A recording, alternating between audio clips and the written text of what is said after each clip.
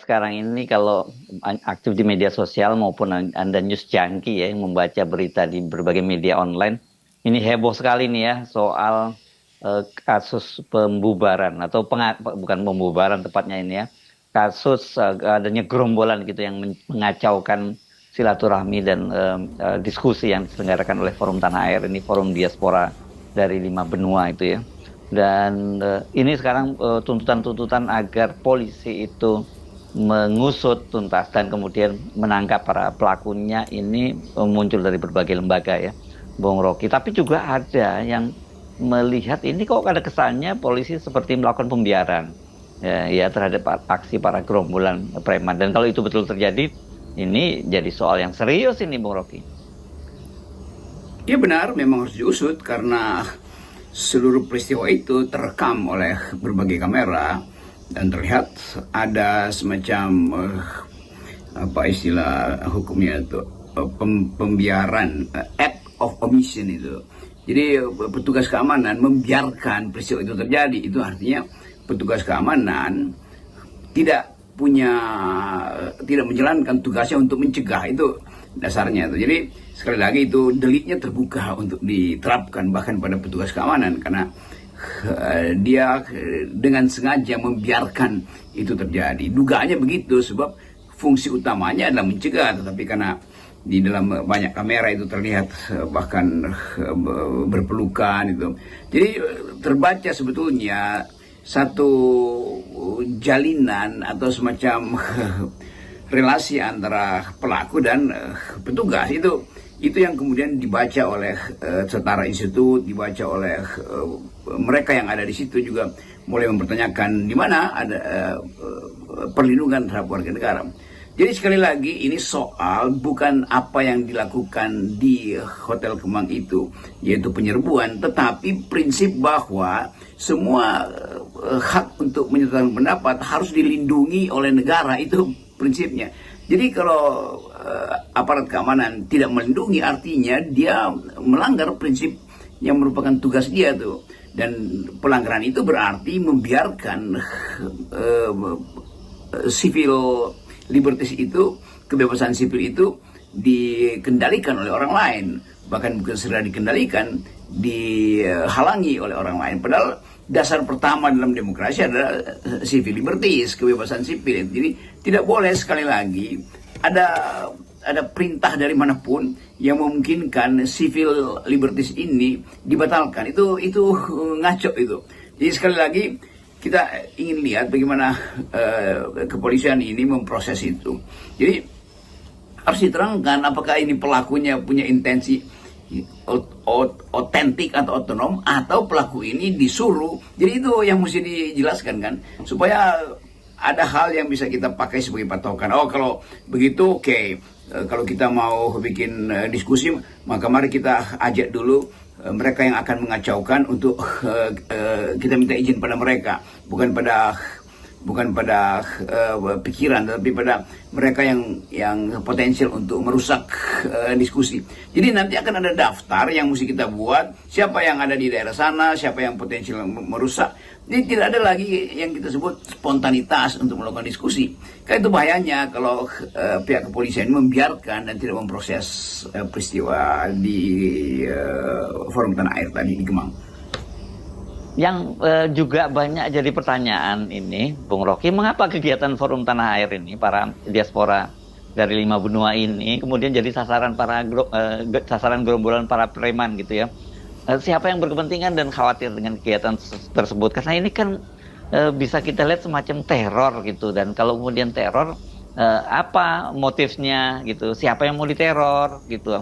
Apakah ini para diaspora itu atau para tokoh kritis yang hadir begitu? Ya betul, tentu yang disasar adalah Forum Tanah Air yang menyelenggarakan diskusi itu dan mengundang tokoh-tokoh yang memang tukang kritik, kan itu dasarnya kan. Kan sebetulnya saya ada di situ, tapi karena saya lagi ada jenis pertemuan yang sama dengan forum itu, saya tidak hadir tentu di situ. Dan semua hal yang kita tahu, hadir tidak hadirnya seseorang itu tidak ada urusan dengan boleh atau tidak bolehnya diskusi itu kan. Diskusi itu hak setiap orang untuk mengevaluasi negeri dan itu dijamin oleh undang-undang. Nah, jaminan itu mestinya merupakan kerjaan negara. Negara itu representasinya adalah petugas keamanan tuh. Jadi terlihat bahwa memang ada yang aneh di dalam peristiwa itu. Mungkin yang lagi disasar beberapa nama yang ada di situ karena Pak Said Didu lagi gencar-gencarnya mengadvokasi hak tanah di Banten, di Tangerang. Mungkin ada Pak Refli Harun yang setiap hari nyinyir atau memberi kritik pada pemerintah, atau tokoh-tokoh yang lain di situ. Ada Pak Din Samsudin juga tuh. Jelas itu adalah sasaran dari upaya atau dijadikan sasaran sebagai target supaya diskusi itu tidak berjalan. Karena kalau berjalan mereka akan ngoceh-ngoceh di situ. Tetapi poinnya sebetulnya adalah ngapain dilarang atau melarang mereka ngoceh di situ. Toh mereka bisa ngoceh dimanapun, di dalam segala macam media atau di podcast siapapun, di YouTube apa, di talk show apapun. Jadi buat apa melarang itu? Kan itu konyol juga. Karena pikiran kita atau pendapat-pendapat mereka yang berseberangan dengan pemerintah itu bisa dihasilkan dengan cara apapun, dimanapun itu, dan itu pasti viral tuh.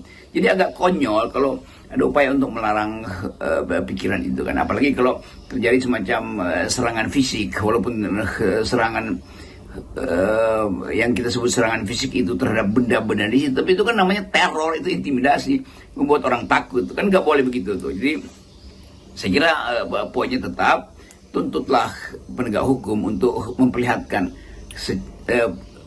profesionalitas para penegak hukum ini dengan memulai proses verbal dan biasa aja kan, ikuti prosedur supaya publik mengetahui siapa yang melakukan itu, motifnya apa, apakah ini motif politik, apakah ini ada dendam pribadi, siapa yang menggerakkan, tidak mungkin itu spontanitas. Semua kecurigaan itu kan harusnya diselesaikan di ruang-ruang penyidikan polisi itu. Jadi kita tunggu aja besok, mestinya ada semacam keterangan supaya semua orang tidak merasa diteror, karena kan keamanan batin kita itu justru yang membuat persahabatan di antara kita. Jadi kalau seseorang merasa bahwa dia tidak boleh mengucapkan pikirannya karena diintai oleh kelompok tertentu, yaitu artinya mati percakapan persaudaraan warga negara kan.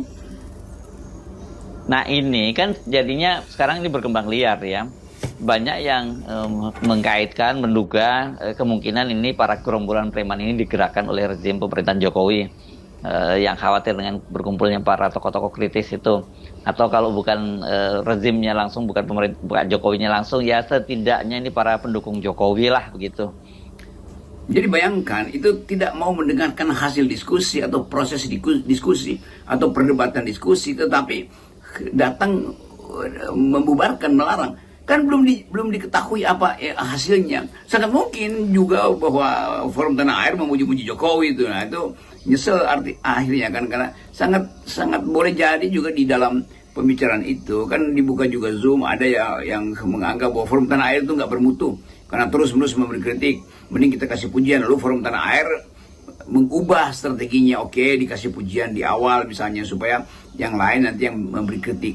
Kan sebetulnya forum-forum semacam ini ya fungsinya cuma satu, itu mendialektisir percakapan politik, membuat percakapan politik itu diurai dengan akal pikiran kan. Hanya itu yang dikehendaki oleh Forum Tanah Air tuh. Jadi sekali lagi ini berita semacam ini nih udah sampai di Eropa, sampai di Amerika lagi nih. Karena Forum Tanah Air ini diasporanya itu ada di 5 benua dan ada di semua kota, ibu kota negara-negara yang ada mahasiswa Indonesia di situ.